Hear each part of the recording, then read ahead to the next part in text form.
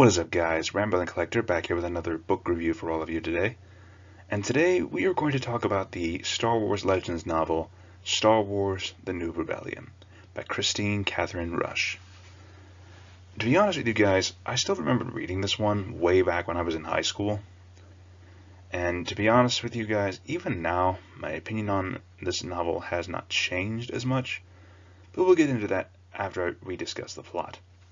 So, the plot of this novel revolves around our newest dark side enemy, known as Kueller, who essentially works as the leader of Almania, a far-off world possibly in the Mid-Rim or Outer Rim, whom wants to send a message to the New Republic that there is a new power within the galaxy. And with one flick of a switch, millions of lives are suddenly wiped out in an instant, in a reflection of the Death Star weapon from A New Hope. Luke, all of his Jedi students on Yavin 4, and even Leia on Coruscant feel this massive rush of death and fear and pain, and they now know that there is somebody out there in the world who is willing to challenge the New Republic. Not only this, but shortly afterwards, a massive bombing occurs in the Senate building amongst the Council of the New Republic. And afterwards, Leia is injured, but at the same time, she comes to find out that there are people who are actually blaming her husband, Han Solo. So, let's get started with that first of all. The plot, pretty simple. Kueller is angry at Luke Skywalker. He wants revenge. He wants revenge against the New Republic for his own home world. And the reason for this is because back then, Kueller himself was actually a student of Luke Skywalker. Back then he was a promising young student who had a bit of a darkness to him. But after learning about something that had happened to his family where the old leaders of Almania, the Jahar, had started to slaughter anyone who wanted to rebel against them, which included Dolph's parents. Yes, back then Kueller was actually known as Dolph. But when Dolph learned about this, he returned to his home to find his parents apparently impaled right in front of the ruling building of the Jahar, and this resulted in him rebelling against the ruling government and overthrowing them, which is a reasonable way to act, I suppose. Although his turning to the dark side because of this definitely makes a lot of sense, but he grows bitter over the fact that essentially the New Republic knew about what was going on with the Jahar, but they could not interfere due to political issues.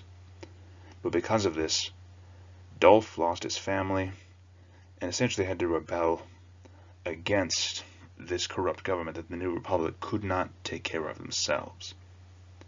So he has a bitterness to Luke Skywalker and especially Leia Organa Solo for the deaths of his family.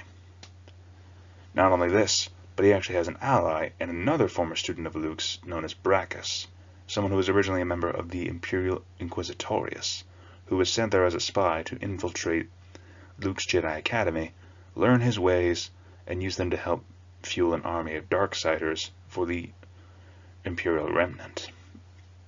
But when he is forced to confront his own inner darkness, his mind is completely shattered, and he retreats from Luke's academy, feeling betrayed, angered, and honestly insane by that point. Kueller is the one who was able to put Brackus back together, and they concoct a plan to overthrow the New Republic, as well as gain revenge against Luke Skywalker and Leia Organa for the crimes they are perceived against. Now, to be honest, I will say this. Kueller's plan at first is just kind of copy-paste, but when you learn of his methods of how he does it, having Brackus take over a droid factory on Tel T, and implanting bombs among them to act as like these surprise bombings all across the New Republic, which is the source of these many deaths that occurred. I have to admit, that sort of infiltrating planning is definitely very calculated and borderline genius, honestly, because nobody would suspect a droid of carrying a bomb within them.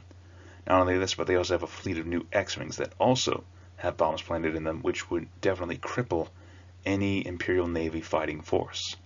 Because without starfighter support, your capital ships are vulnerable and therefore easier to kill. So Keeler's plan was brilliant and sneaky, and I liked it. But honestly, everything gets wrapped up pretty well within this one single novel, so the stakes aren't really as high as they would be if this book was like the first of a trilogy, to be quite honest. It's sort of a one-off novel that is, not going to lie, despite its well-done writing and its interesting villains, because let's face it, these are Luke's former students. There is a personal motif here for him, because these are students that he has failed. But besides this, Brackus and Keeler are kind of forgettable villains. Like, they hate the New Republic, and they hate Luke Skywalker for various reasons, but in the end, they are just not as memorable as others like, say, Grand Admiral Thrawn and the mad Jedi clone Jurus C'baoth, as well as the others from the Corellia trilogy with Thraken Solo, or even like the resurrected Palpatine. They just don't stand out as greatly as some of the other ones do.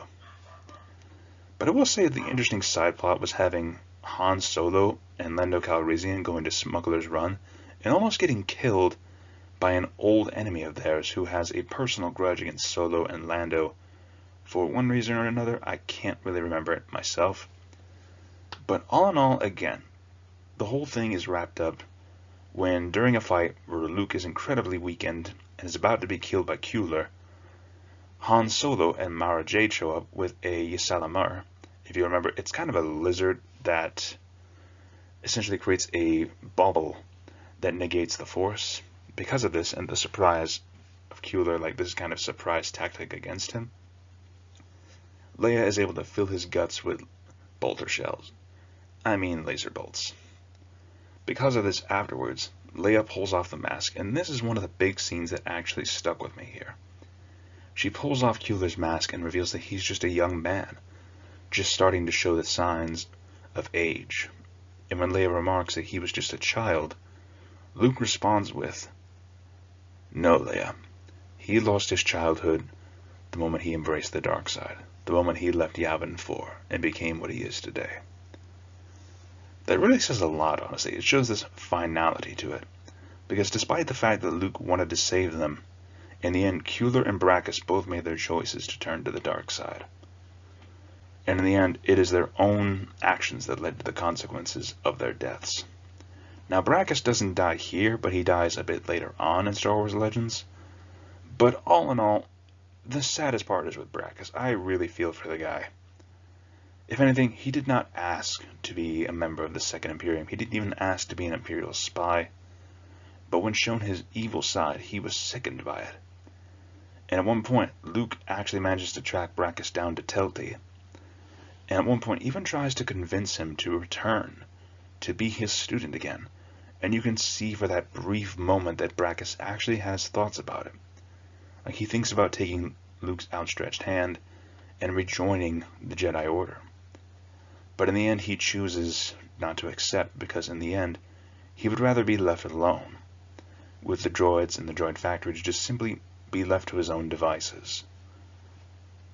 And to be honest, it is a sad thing for a promising student as Brackus, as he was described in the Jedi Academy series, to simply just no longer want to accept Luke's help. Like, there's too much baggage between these two for him to ever accept Luke as his master again, or even to rejoin the light side.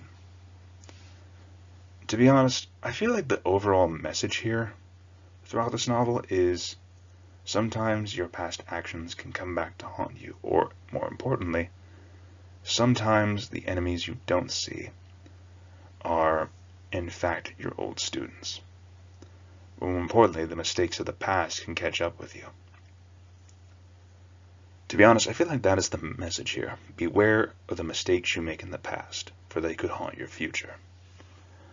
And that is a consequence that Han, Leia, and Luke all have to deal with. For instance, with Han, he essentially wraps up the whole smuggler rival deal pretty damn quickly.